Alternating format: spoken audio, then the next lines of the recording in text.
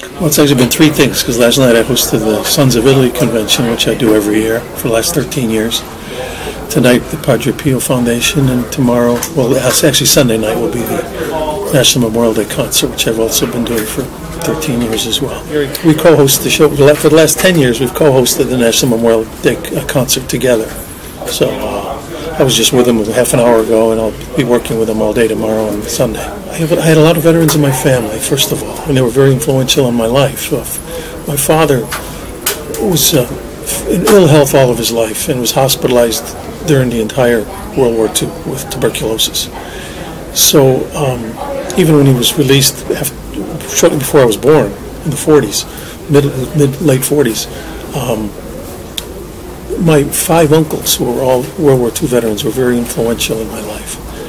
And all 5 were combat World War II veterans. So I in a way, it was almost a debt of gratitude to them.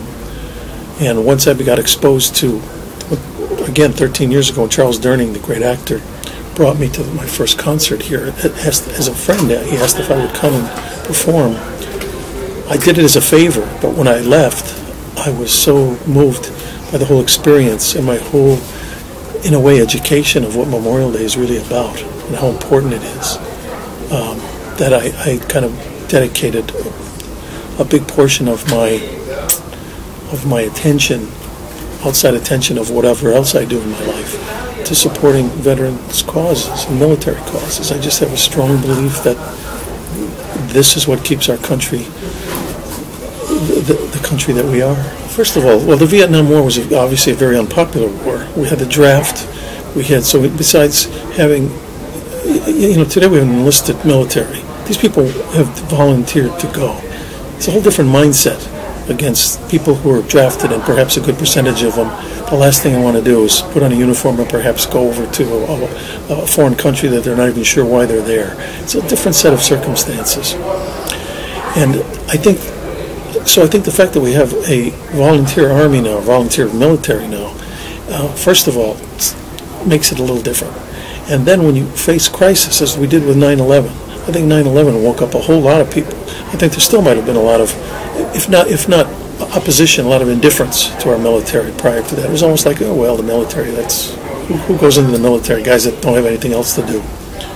All of a sudden, the military became of vital importance and of vital interest, and all of a sudden, as you say, growing up in the Vietnam era, we know what it was like to watch the news every night and get the body counts. And this country hadn't been exposed to that in a long time on that level, to where literally thousands of men and women were being killed. And that, I think, woke up this country. I was never in uniform myself, and I think that's part of the reason why I devote so much of my energies to their support. It's not that interesting a story why I wasn't. I tried to be at one point, and I didn't qualify for flight school because of my vision. And because of that, I kind of busted out. I busted out of my physical for flight school, and then jumped back into the draft. But by then, they had a lottery system, and my birth date was such that my number never got called, and I never thought about it. It was one of those things that was off my radar. I was like, well, that wasn't meant to be. I had this fantasy of being a pilot. That didn't work out, and I never got in.